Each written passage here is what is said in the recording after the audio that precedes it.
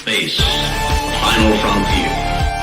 These are the voyages of Starship Enterprise. Its 5-year mission, to explore strange new worlds, to seek out new life and new civilization, to boldly go where no man has gone before. Greetings, salutations, and welcome to Retrek. I'm Captain Jim, and with me, of course, is Admiral Elliot. Hi there.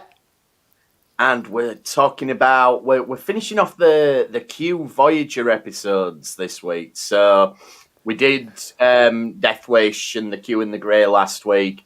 So we're finishing it off with Q2 this time. And then we're... and this is the last Q episode that we haven't reviewed. Right. So yeah, apart from Lower Decks, it wasn't really a Q episode, but it turned up. Yeah, So, but we spoke about that anyway when it was out. So yeah, oh yeah, true. Yeah, so you're right. This is it. We've covered all of Q in all of Star Trek. We've done the Q verse. There we go. We can tick that one off. Which is a bit of a shame, really. So he's fun. Yeah. And then the second half of the episode, we're taking a little break from Voyager, and we're looking at Our Man Bashir, because even though the main focus of what we're doing at the minute is the run-up to Prodigy, which is Janeway, which is why we're focusing so much on Voyager, but we've got this suspicion that it might be a hologram. So, look, it's a tenuous link, but we wanted to cover a good, fun holodeck episode, so we've gone with... And Our Man Bashir is a great, fun holodeck. A brilliant holodeck episode. And to be fair, if like the latest reports coming out of when Prodigy might actually air can be believed, we probably we don't want to just be on Voyager, because we'll be doing Voyager till August. That's true, yeah. We need to mix it up a little bit and throw in some of these episodes here and there. So we're going to look at that as well. But yeah, let's start off with Q2 then. So before we get into the episode, how are we going to refer to young Q? Are we going to call him young Q, or are we going to call him Quirk? He calls him Junior, doesn't he? Junior. We'll call him Junior then for the rest of the episode. Yeah, Q calls him Junior, so... He does. If it's good enough for Q, it's good enough for us. Yep, absolutely. So that'll suit us then for that one. So we'll call him Junior for the rest of the episode. So Q2 then from Voyager. It's Season 7 Voyager as well, so... Yeah. It's very, very close to the end of it's episode 18, so very near the end. It turned up in Season 2, came back for Season 3, and then quite a big gap. Yeah.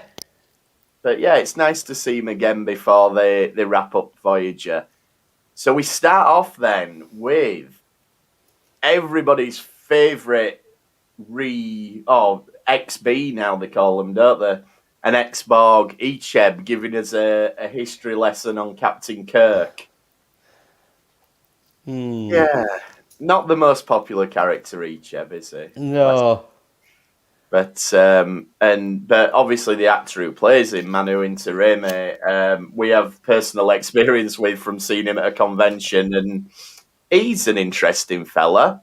We won't get into it too much, but he made a bit of a name for himself at the convention that we saw him at anyway.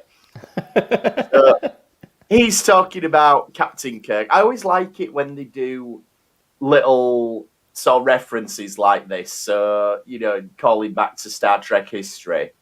So having a character who's studying Kirk, I think is pretty cool. Yeah, and it's showing that it's all in the same universe. Yeah. And to be fair, Kirk is someone who you would study. Like, even if you were in Starfleet, he's got to be a famous guy, Kirk, with everything that he got up to. So I can see why Icheb studied him. And apparently Janeway says that means he's passed. He's passed his early Starfleet history straight away. Yeah, and she doesn't even listen to his entire essay. Well, that's it. I think she didn't want to She cuts him off after chapter 1.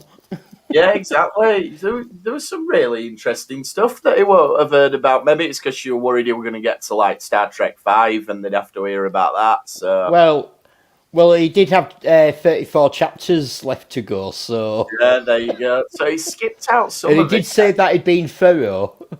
Exactly. He's obviously missed out a few. So surely it should be. Well, you got 79 episodes, so that's at least 79 chapters, and then. Yeah, but were they all sort of like noteworthy, should be in the annals of Starfleet history? Yeah, probably Spock's brain's worth skipping out anyway, and the children will lead. There's a couple, yeah, that you wouldn't talk about too much. So then Junior turns up, and this is John Delancey's son, isn't it? The actor. Yeah, it's his actual son, which I think's quite a nice touch. Yeah, but you can tell he's got similar mannerisms, and he definitely resembles him. So yeah, that's really good. And he obviously the character takes after his dad because he's put the crew in a time loop now, so that he can talk to Janeway. And obviously Q turns up, and that's his setup for the episode. And I said last week that I wondered if he'd asked Picard to be the Godfather. And Q even sort of calls that out, like he says, I wonder if I've left it too late to ask Jean-Luc now. Yeah. Because he's not necessarily... Yeah, so it is only Janeway who's the godparent. Or Auntie Kathy. Auntie Kathy, yeah. And he basically wants Janeway to sort him out. Like, Q don't want to do too much parenting, so he wants Janeway to sort it all out for him. Female Q has already ditched him. Yeah, it's a shame she didn't come back. She was really good. I mean, it's good for us because the more characters you have called Q, the more confusing it gets. So it's not too bad for us that we don't have 3 different Qs to talk about. But I really liked female Q. She was a good counterpoint to him. But anyway, never mind. And so Junior starts making trouble of himself straight away. I like that he just turns engineering into a rave. Yeah, let's party. Yeah, good lad. But yeah, it's not often. I mean, we get it a bit more, like in Discovery and stuff. We see him partying a little bit more, but yeah, he just makes it into like this really nice just kind of rave thing. Yeah, I insist Balana dance with me. Yeah. And, I mean, he does have a bit of a creepy side to him, which will, particularly with the women, which we'll get to as we go through. Yeah, but, you've got to... I know a lot of people aren't big fans of Neelix, so you've got to admire how he treats Neelix. The Ratter just seals his mouth to shut him up. Yes, that... You've got to get the feeling that maybe that was a bit of a joke as well by the writers. Like, well, this is what you've wanted for 7 years, so... Yeah. There you go. We're going to have a character actually shut Neelix up for 5 minutes. And Tuvok's got the best plan, though. Like, we're just going to ignore him. That's it. We won't respond to anything that he does. It'll be fine. We'll just ignore him. He'll go away. And He'll get bored. Yeah. And this is the bit where it gets a bit creepy, like where he makes 7 of 9 naked. And to be fair to her, she don't care. She just gets on with it. You're not embarrassing me. And I think that'd be 7 of 9's reaction anyway, even if Tuvok hadn't have said, right, what we're going to do is ignore it. Yeah. I think she's whatever. Yeah. It's fine, you can do this, but I'm not going to rise to it. Yeah. But again, little bit creepy from there. And also a little bit creepy from the writers. Like, yeah, we'll just get Jerry Ryan naked in this episode just for laugh of it all. Because we want to. Exactly. Like, they were never dishonest about why they brought her in, but Yeah, I think it's a bit gratuitous, but there you go. And Yeah, like let's be fair to Jerry Ryan here, because I think Jerry Ryan plays a great part. not And to sure he say does. that Yeah. they brought her in basically as eye candy, Yeah. and yet she doesn't play the role like that at all. No, not at all. I mean, the thing is, they did do that, but Seven is one of, if not the best developed character on Voyager, and Yeah. Jerry Ryan's one of the best actors easily. And Yeah, and she how she's come back in Picard shows that she's absolutely, yeah. Yeah, she definitely transcended what they were originally going for. So Junior makes the replicator rude, which I think is quite good. And this is where we get this bit, like you say, with Neelix. And Neelix thinks that he'll be a better mentor for him. I don't know what he bases that on. because he's godparent to Naomi, isn't he? Oh, of course he is. Of course he is. Yeah, and To Naomi Wildman by this time. He's been doing most of the parenting there. and obviously, not to make a smutty joke, but we know he's good with kids because, you know, he had Kez with him for a while and she were only 3 or whatever. So, yeah, there you go. And Neelix is giving him all this stuff about, yeah, you need to help people. So he's showing that he's starting all these wars basically just for the laugh. But Neelix is like, well, yeah, why don't you try helping him and, you know, stopping wars instead of starting it? And that's when he gets his jaws. What is he does? He fuses his He jaws. sort of it sort of seals his mouth up and fleshes it over. But it says he does something to the vocal cords as well. Like, he's really not taking any chances. It's like, I'm going to fuse your jaw, I'm going to put this flesh over your mouth, and I'm going to get rid of your vocal cords at the same time. Yeah, he really, really don't want to listen to Neelix. So then you get the bit where he makes the Borg turn up, which is he says he's doing it to test the crew, you know, to see how they respond and everything. And to give them the due, they do take it seriously. Like, they're not just sort of, they take it seriously. And like Janeway says, we've defeated the Borg previously, we will do again. With or without your interference. And, you know, this is one of the things that Voyager gets criticised for, is that they often portrayed the Borg fairly weakly compared to what they were like in the Next Generation, which I don't think it's not an entirely fair criticism, because the thing with the Borg is they did make them way too powerful when they brought them in, but they were too cool not to use them again. But if you use them again, you can't keep them that powerful, because it just isn't believable that anybody would be able to defeat them, you know. Yeah, it's also like... it was a major task to defeat the Borg. Yeah, but it's also like they ended up being used so much because there was so much money spent on the costumes and the prosthetics and everything that they couldn't just leave it lying about and not use. It had to be reused. And it was always, until these later days of Voyager where they were using them way too often, it was always a major event when the Borg came back, because you knew that meant something that was really big. Like Scorpion, I think there's some really good Voyager Borg episodes, but there's also some that are really silly how easy they get through stuff. Yeah, that's it. But it is good that they sort of treat it as, you know, even though it's Junior's made this appear, we've still got to react as though it was a real threat, and it shows the crew being really competent and everything. And then Q himself turns up, and he basically just says, "Oh, don't do it again," and that's the extent of it. No, but he also says to him, "I've told you don't antagonise the Borg." Yeah. So So I think it's probably the nature of the Borg. The Q can't really interfere with them the way that they do with other life forms and all that.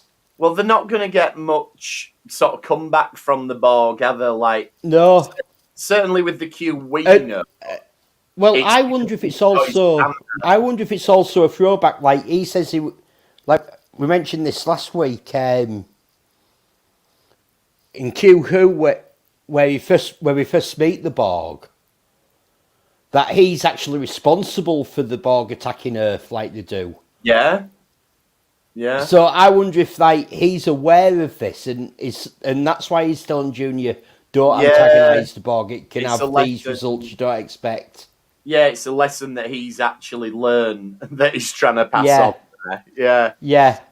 And we also find out as well, following up from the last episode, the Q and the Grey, the whole thing was they thought that creating this new Q was going to unify the continuum, but we find out from Q here that didn't work at all because Junior's a bit of a delinquent and he's actually made things worse rather than making things better, which you can believe that from a child of Q. Well, I wonder what he means by I wonder what he means because I think that Junior appearing is new experiences for the Q, which is what they wanted, which is new stuff.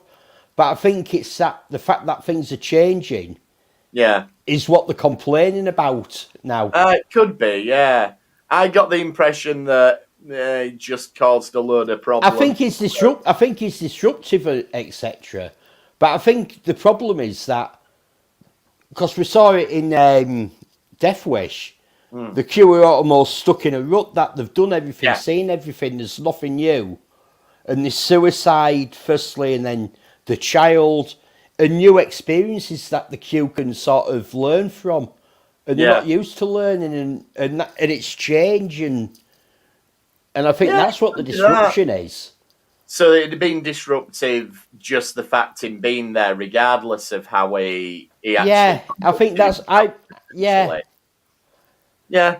don't think it's so much that what he's doing, because I get the impression the Q interfere with stuff like that all the time. Yeah.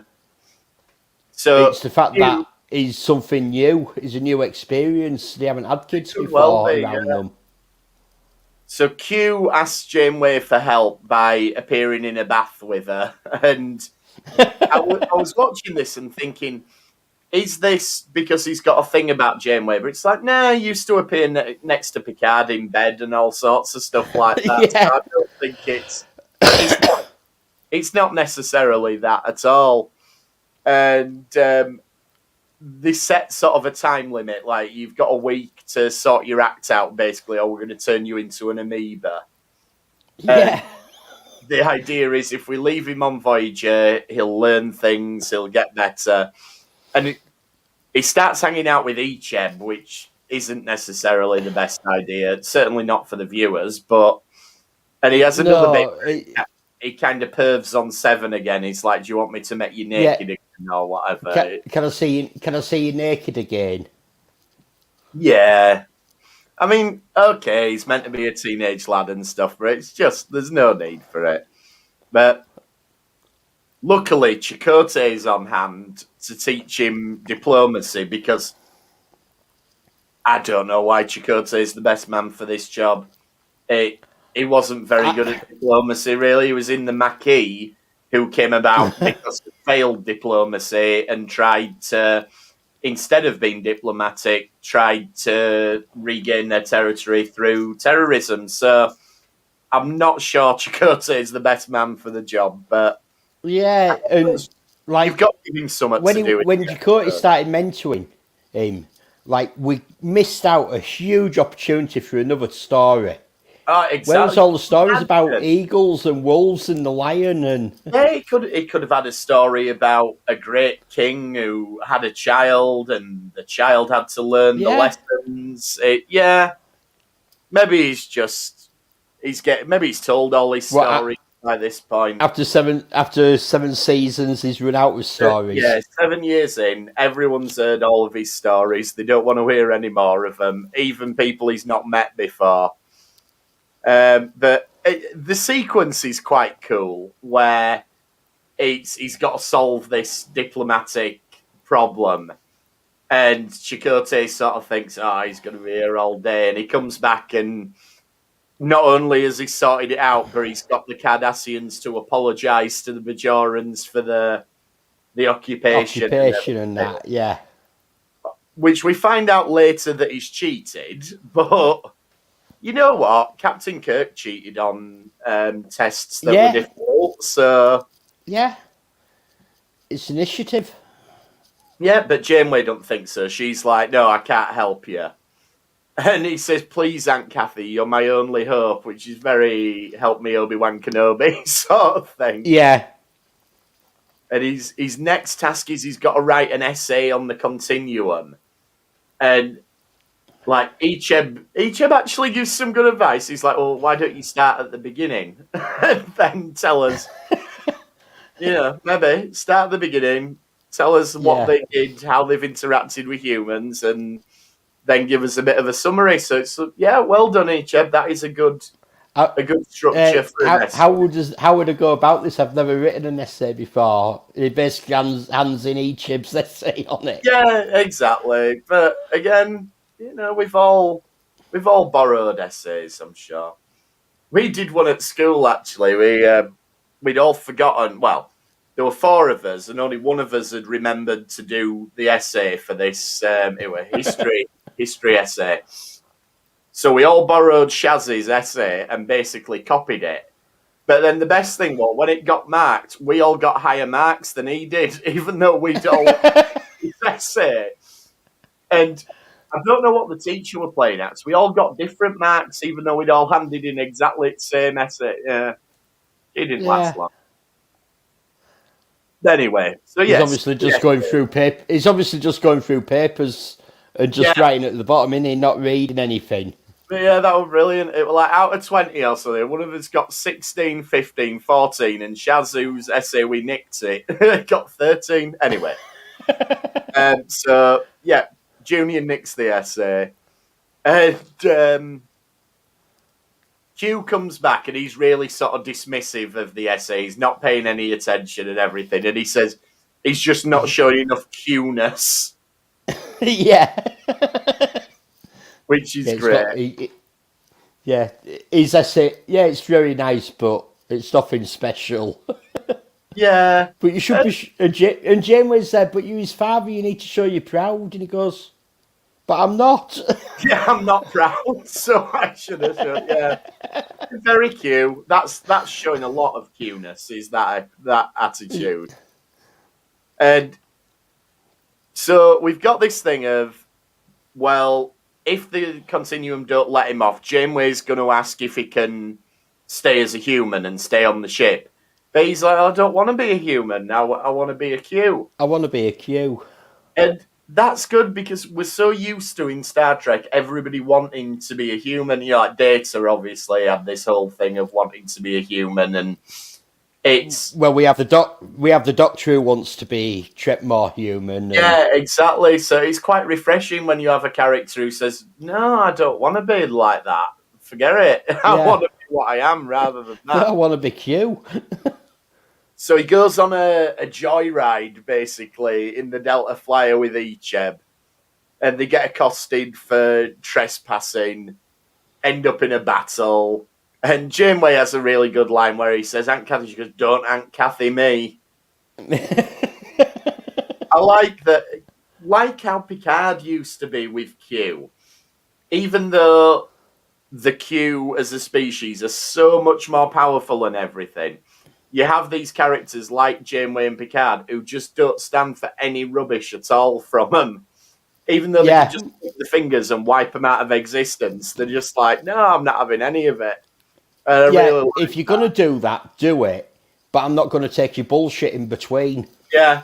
And obviously Cisco took it to next level and just whacked him one. Just knocked him out. Yeah, there you go. In fact, it's surprising, really, that Q has so much to do with Starfleet captains because he never quite gets his way with them. And Icheb gets injured.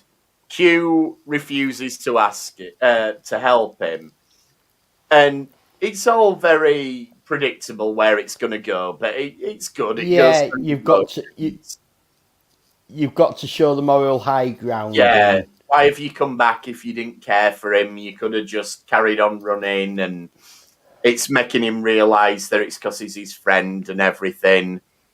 And ultimately, it's a bit of a weird sort of setup. So they go, oh, well, it's these aliens that have done something to him, so they've probably got the cure for it. Not necessarily, but... Well, it looked more like it was... like, as he opened the rift, it looked more like a discharge because of two different energies hitting each other. So they might have a way of sorting it out. Anyway, it's a bit of an assumption, but anyway. So he goes back to the aliens, he asks for the help, and of course it turns out that it's all been a big setup by Q to test him and get him to show it and everything.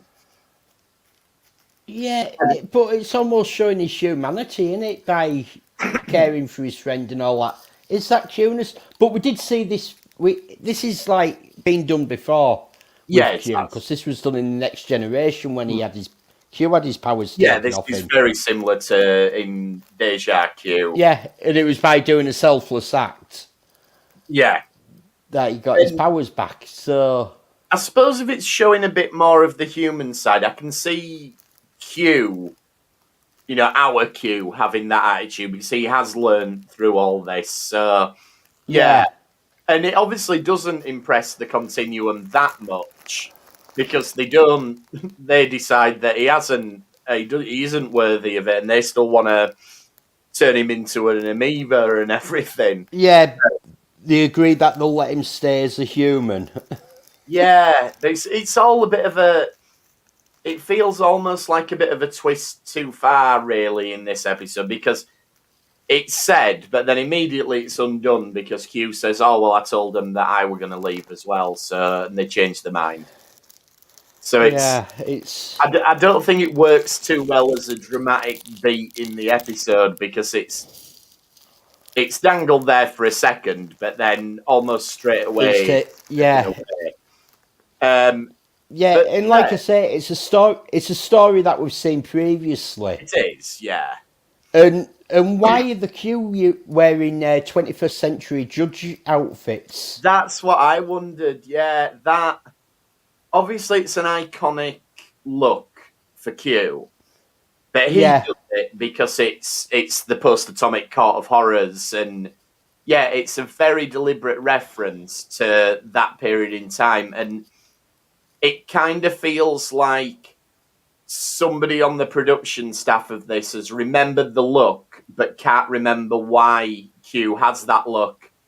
And they just think, it's a Q thing. But you're right. This is a Q judge thing.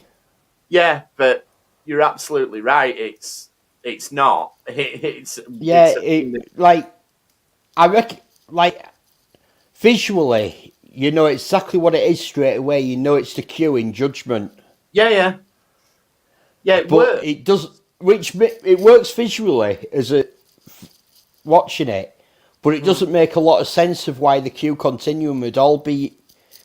No, not at all. Appear as post-apocalyptic human judges. Yeah, it doesn't, unless they're doing it just for Q's benefit. Like, we know you like to dress up like this, so.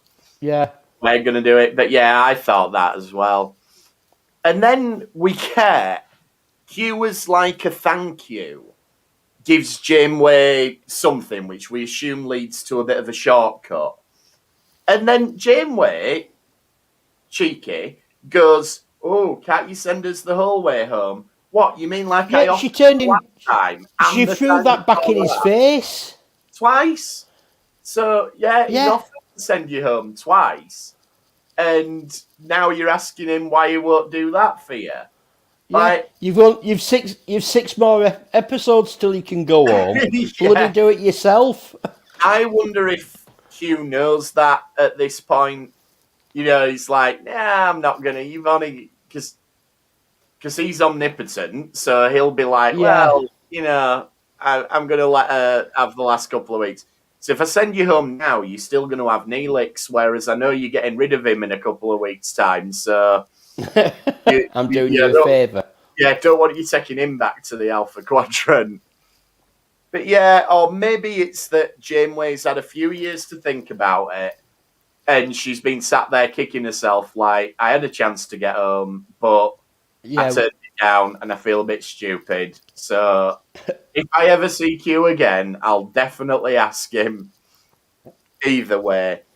Yeah, bit cheeky. So that's Q2.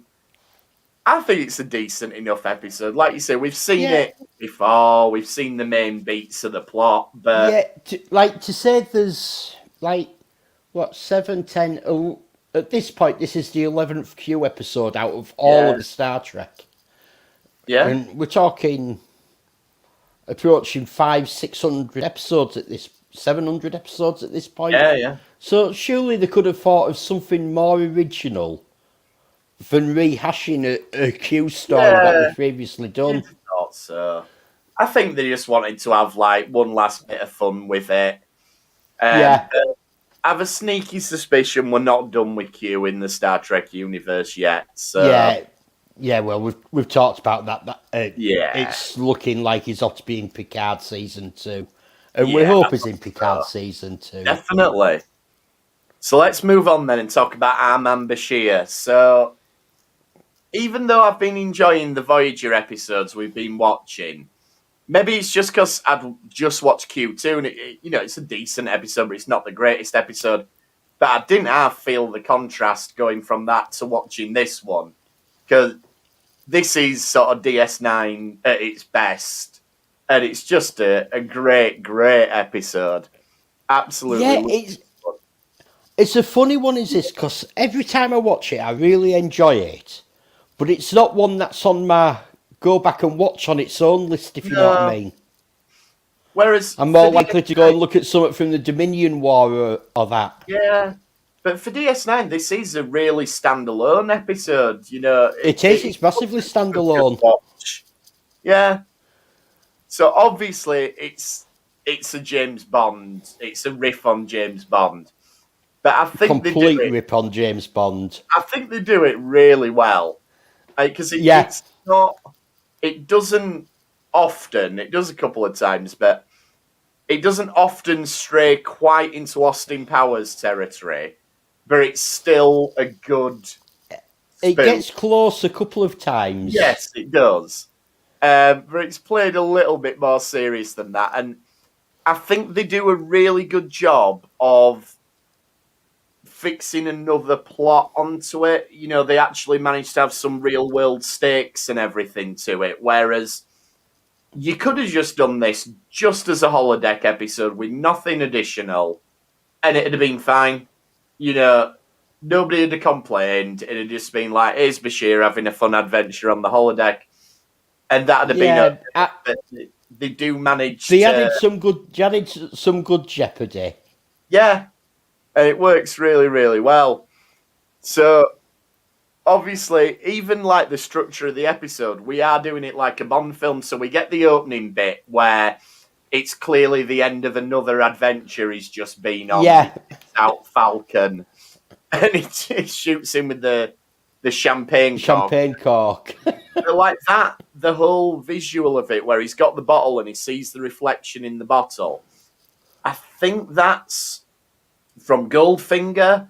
It's not a bottle. I think it's Bond's kissing a woman and he sees a reflection of a guy coming for him in the woman's eye. Yeah. And then he turns round and that's when he electrocutes him in the bath in Goldfinger, and it was shocking. Positively shocking.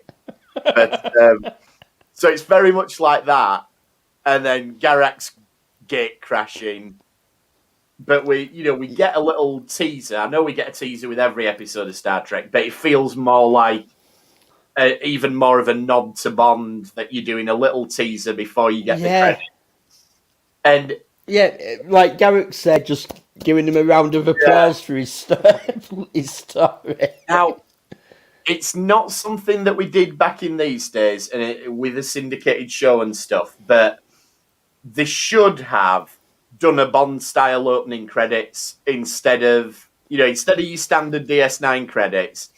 They should have done a one-off. Change the credits. Yeah, change the credits, done it as a Bond one, add a song and everything. I think that'd have been awesome. And maybe you would do that like now, where Star Trek's a streaming show. You can change stuff around. I think you're more likely to do something like that nowadays than you were back then. Yeah. They did it for Enterprise, didn't they? With the Mirror Universe Mirror Darkly, episodes. So I'd have loved to have seen something like that, but yeah, you're not gonna Buffy used to do it now and again, change the credits up. But I'll tell you what I did find interesting, like how Bashir was having a go at Gareth for entering his holodeck program, and that I can have you arrested for this. Yeah, he said it's illegal, and that makes sense that it's illegal. Yeah, illegal, and you shouldn't be. Because, like we've mentioned previously, like, we saw it in Lower Decks, didn't we? That they have sex with the holodeck characters. Oh, of course they do, yeah. And especially in Quark's holosuites, that's primarily what they're for. I mean, with the holodecks on starships, technically there is a practical use. Like, it can be used for training, and it can be used for this, that, and the other. And, yeah, there's probably still people shagging on them. But, yeah, Quark's holosuites, essentially, it's a brothel. That's every program they talk about, apart from Miles and Julian's Alamo. Always Vulcan slave number 6 or whatever. So, you don't want someone just wandering in while you're doing whatever it is you're doing. So, yeah, that absolutely makes a lot of sense. When we come back from the credits, there's a good joke about Garak says, well, isn't this on the other side of the world? How have we got here so quickly? And I feel like that's another dig at James Bond, because it's always, you have one scene, he's getting briefed by M, then he's in the Bahamas, and so I feel like there's no travel time, and I'm having a little bit of a chase with this guy around the streets of London. Oh, Bahamas next. Yeah, exactly. And it's always in James Bond, it's always, Blofeld's going to detonate this bomb in 24 hours, and somehow he manages to go to about 8 different countries. Yeah. So I like that that's a dig to it. And then this is where it gets closest to Austin Powers with Mona Loves It, is the name of the secretary. And, okay, I mean, Bond had Pussy Galore, which is probably the most outrageous one. Though I did like... he has... A lot of them have had these sort of names in Bond. A lot of the Bond girls. One of my favourites is in Diamonds Are Forever, where she says, I'm Plenty O'Toole. And Bond says, named after your father, perhaps. That's a good... But yeah, this is a very Austin Powers-y name. Like, what was she called? Felicity Shagwell or something in Austin Powers. I think that was Heather Graham's was Felicity Shagwell. Anyway. And I like that Garak says, like, oh, it looks like I joined the wrong intelligence agency. You've got women and these gadgets and these penthouses. And because he's really shocked. And he's like, what do you mean you're a spy? You're just here in this penthouse. Yeah, what are you meant to be? Some sort of philanthropist or young businessman? And he goes, no, I work for the British Intelligence Agency. Yeah. They provided me with this flat and my valet. And that was the thing that, Roger Moore sort of brought to the Bond series, because he always, the reason he always gave for why he played it a bit more tongue-in-cheek is because he's like, well, it is just ridiculous that you're meant to be this spy, but you go around introducing yourself to everybody by your name and everybody knows who you are. Yeah. But you're meant to be a secret spy and all of this. So, yeah, I like all of that. then we get the main plot. Well, I suppose it's the B plot, but it's what actually drives the episode. Is the runabout blows up, they get saved in the pattern buffer, and I've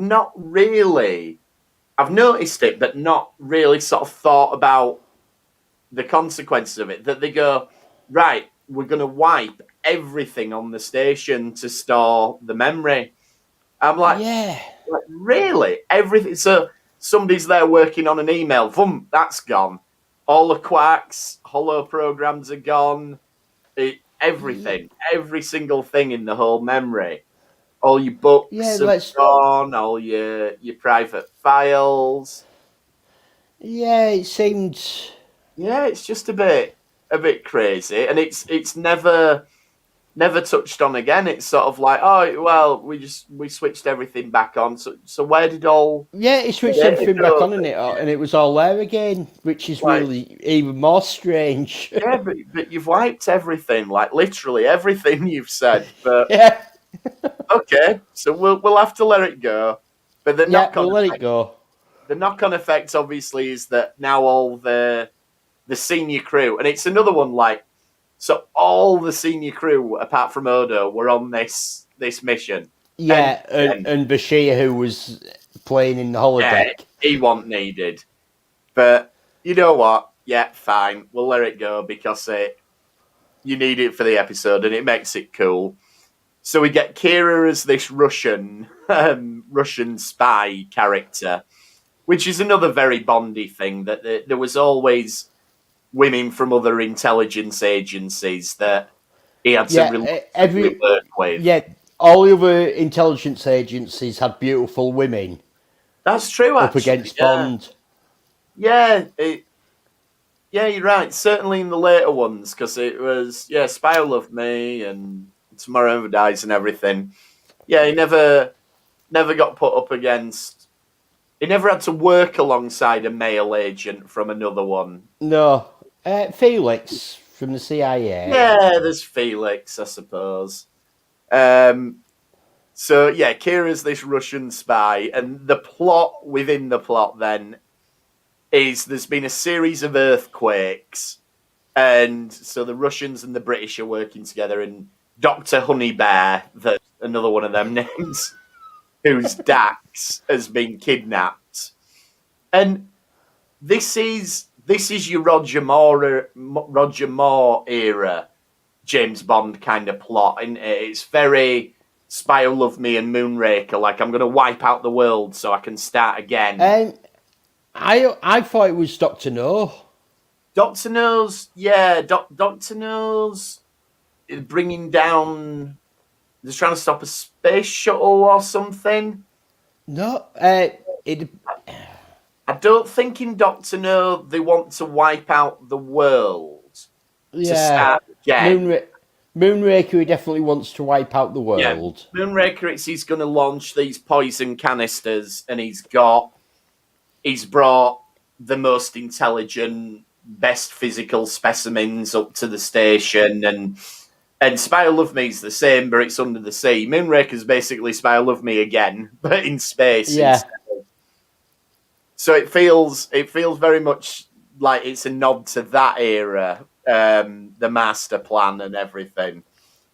And we get O'Brien comes in, and we've got a picture, haven't we, for anybody who's watching on the live stream. We've got O'Brien as Falcon, and Falcon. Yeah, I think O'Brien's great as Falcon. He is, he's excellent, and Cole Meany seems to be having a really good time with this one, really enjoying playing the villain.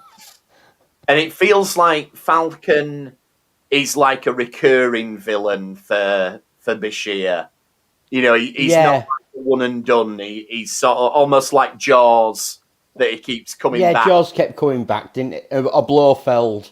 Yeah, or Blofeld. So, because I think Kira says something like he's been trying to kill you for 9 years or whatever. So yeah, he's obviously the recurring bad guy. And I bet if Bashir was inviting anyone else, I bet that is who O'Brien would play in this. I think Well, it does in the later one, doesn't it? Yes, they do go back to you do see them playing on the holodeck at this again. And O'Brien's Falcon. Do. You're And right. he's complaining that he always has to play Falcon. Well, that's it. You see, I think Bashir always had him in mind for that role. But he kills Mona loves it anyway. And they managed to get away by using Kira's secret earring and everything. So again, that's very, very, very James Bond. And Kira wants to kill Falcon. But obviously Bashir's like, we can't, 'cause it's O'Brien. I like how Garak's up for it. Like, yeah. he's just like, no, we might have to. You know, you can't be relying on it. So and Garak, he gives that speech, doesn't he, about you've got to know when to walk away from it, and real spies need to make hard choices and everything. And I like Kira where she's just going, who is Dax? Who is Dax? Yeah. Really good. Garak's going, like Garak, I can see this as well with him. He goes, you've got to know when to walk away and cut your losses. It's how I've survived when all my friends are dead.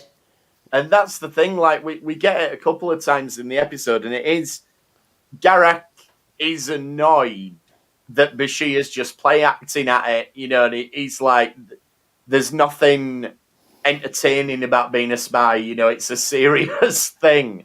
Yeah. And so I can kind of see why he's not best pleased about it, but he don't get that it is just meant to be a bit of fun. And then in the real world, I like Rom's bits where he's basically saying, Quark won't pay for anything to let me repair the holosuite, so I've had to bodge it. And he's like, where's the so-and-so? Where's the memory core? It's there behind the spatula. So Rom's obviously had to just patch this up with anything he can find. Yeah. I think's great. But he goes, it's there behind the spatula, but then he says, because it's made of so-and-so. Yeah. Composite, which is a great conductor for so-and-so. Yeah. No, he's clever, he's Rom. He's a lot cleverer than you meant to think he is in the early days.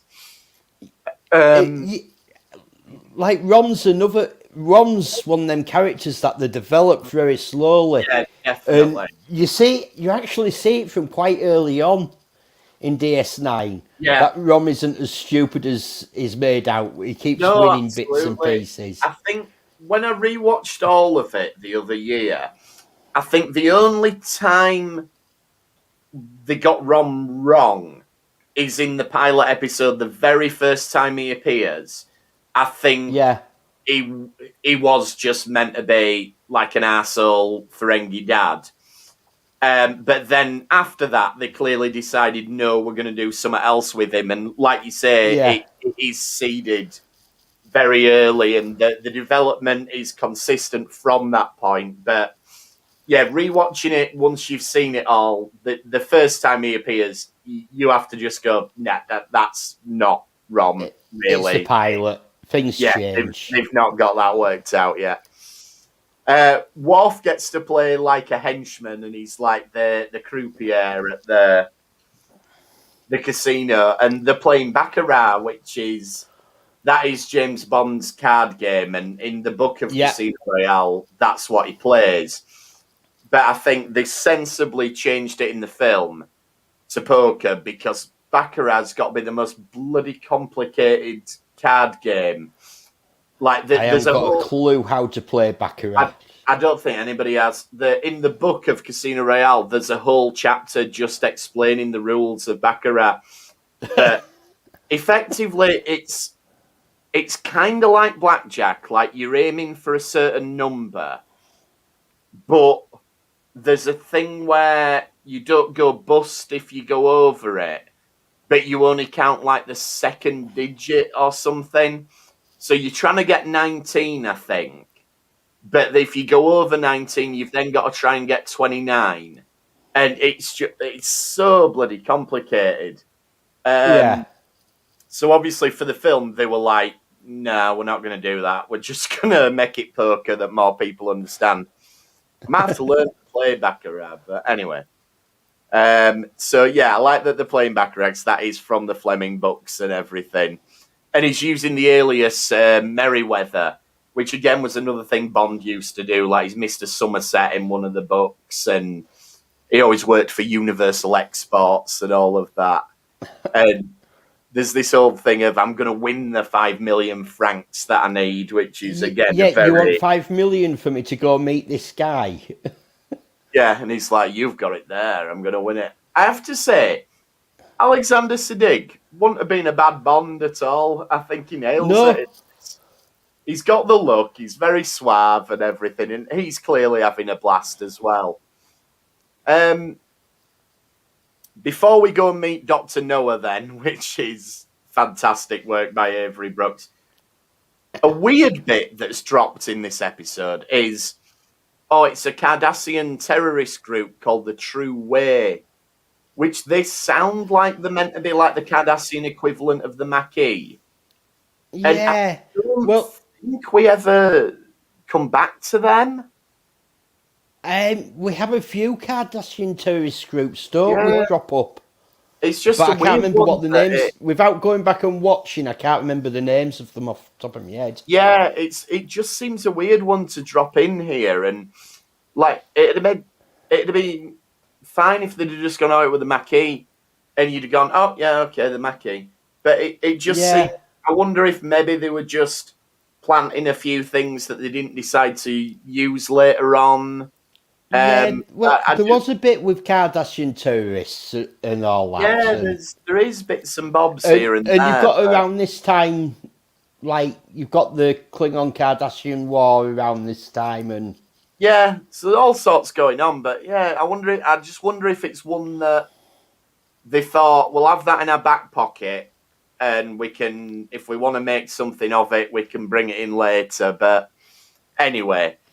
So, Dr. Noah, then, who's obviously a reference to Dr. No, but Avery Brooks just absolutely hamming it up. And, Avery's a guy who, even when he's playing it serious, could be accused of hamming it up on occasion. And, his style is very... What's the word? Very, very stylized, I suppose. He's not a reserved actor most of the time, but yeah, he's obviously clearly just having an absolute ball, hamming it up as Dr. Noah. And I love the bit where, like, Bashir says, I'm gonna let you win and I'm gonna destroy the world, and he sort of just goes, ha, and then goes back to it. He's absolutely brilliant. And his plan's great. Like, I'm going to set off all these earthquakes and the tectonic plates settle, which will make the crust smaller, which will make the oceans rise. And I've got 74 lasers around the world to go off. You know what? It sounds plausible. It's as plausible as any of the stuff in any of the Bond films, Yeah. It's absolutely, and Mount Everest will be the only bit that's above sea level. Yeah, that's right. Which maybe Waterworld is set in a post Our Man Bashir world, because they end up at the end of Waterworld. Spoilers for Waterworld, but they end up at Mount Everest because it's the only bit that's above the sea level. So maybe there's a tie-in there. Could be set in Possibly. the Waterworld, set in the Bashir verse.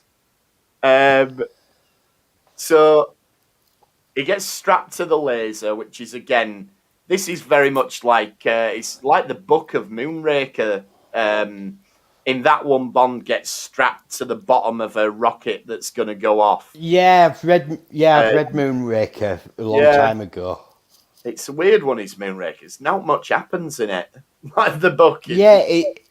The book is nothing like the film. Nothing at all. No, it's all they want to blow up a nuclear bomb in London or something to knacker the banks. The actual ins and outs of the book, very, very little happens in it. But it has got a great bit, though, that Bond's plan at the end, because they think this rocket's going to go off. Bond's talking to the Bond girl and he goes, well, when that rocket's about to blow, I'm going to go out and smoke one last glorious cigarette and detonate it. Like, you're not, Bond, are you? Because as soon as you try and light the thing, it's going to go up. Or are you going to walk in with it in your hand and it'll just go as soon as you... I don't think you've thought that out. No spoilers for the book, but, you know, he probably does get away. But yeah, Bashir gets away because he kisses Dr. Honeybee, just this seduction thing. And I love he seduces Dax. Like, I love how and Garrick's quite right here. I don't want to see your fantasies. This is too much of your fantasies to be sharing.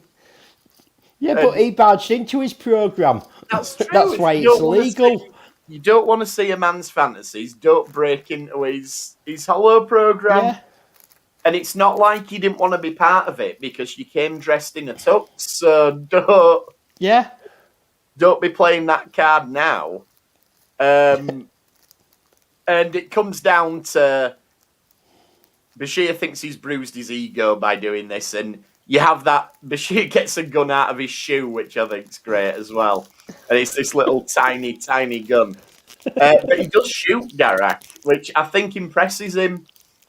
Like, yeah, it does. It's that Garak's like, that's it, I've had enough. I'm going to call it a day.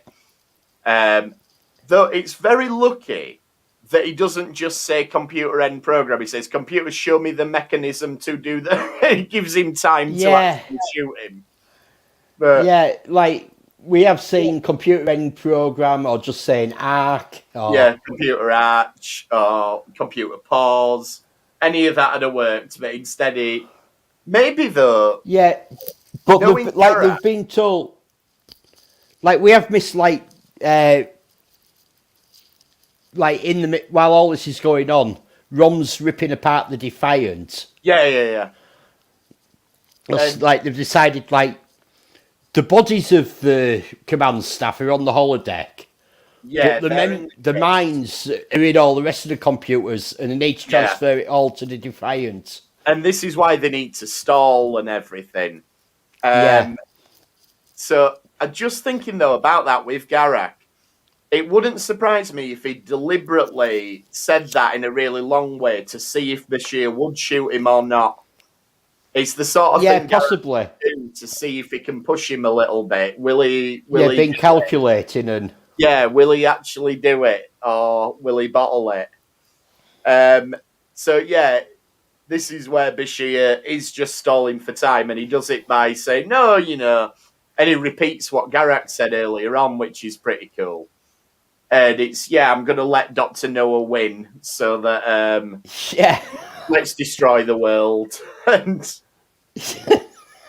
that does buy him enough time. And that's when Cisco does that brilliant laugh where he... And it gets them enough time. They manage to beam everybody off. They save the day. O'Brien's not happy that Rom's been making a mess of his ship. Well, we see it, don't we, when they first go on to Defiant, and Rom goes, well, it's the Defiant's technology won't be compatible with my technology. I'll have to do a few bits and pieces. Yeah. And you have Eddington goes, the Chief's going to kill me for this. Yeah, it's almost a shame you don't get a little bit more at the end of that, but... you do get... O'Brien turns around to him and goes, what have you done to my ship? Yeah. But the episode's absolutely packed as it is, you know, we don't have time for it, but... there isn't time for anything else. There isn't, no. And you do get the line at the end, which again is a James Bond thing, where it's, I think we can say Julian Bashir will return, which is all very cool. So, yeah, I just think it's a great episode. It's so much fun. It is good fun. And it's... What I like about it is... you have had stuff like this before, like with Data doing Sherlock Holmes on the holodeck, for example. But they've always gone for older things, whereas this is referencing. I mean, I know it's not recent popular culture, but I mean, James Bond has been present Bond in is popular still culture constantly since the 60s. So this was done 20 odd years ago. yeah, so this will have been This the episode's Pierce Brosnan. this was season 4. era. Yeah, so Brosnan will have been. James Bond is still very big, so it was referencing current popular culture. Yeah, exactly. But it has got the callbacks to the Connery era and the Moore era. But yeah, Bond is a constant staple of popular culture, and it's great that they get to play around with that. Whereas usually it is things that are a bit older. You go with your Shakespeare or your Hood or your Next Generation tended to do Shakespeare, Robin Hood. Yeah, I mean Sherlock Holmes. I know Dixon Hill wasn't real, but the hard-boiled Voyager does Strange Irish Villages. Oh yeah, we'll get to that.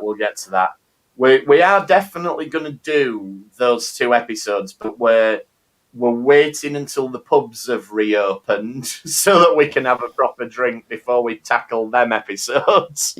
Yeah. Or certainly, we might even stream from in a pub. Yeah, I think that's the plan as it stands at the moment. Yeah, we need to be drunk for some of them episodes. I think so. So you know what? Why don't we next week? We've talked about why don't we do the Sherlock Holmes episodes? Like we could do Elementary Dear Data and Ship in a Bottle. Yeah, 2 good episodes that tie in together.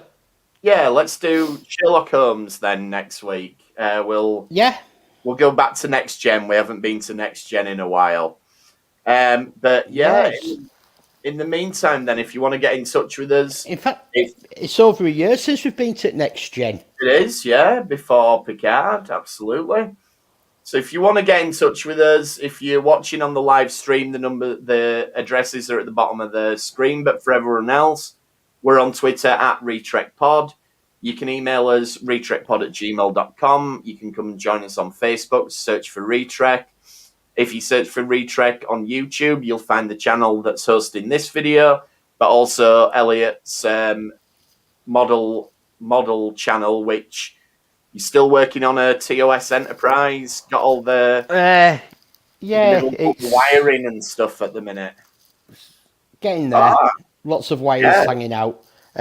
Just got a new soldering iron today. My soldering iron broke, so I've been at a bit of a standstill on on things, but back on full steam ahead. So check that out. The addresses for all of those pages are in the podcast episode description.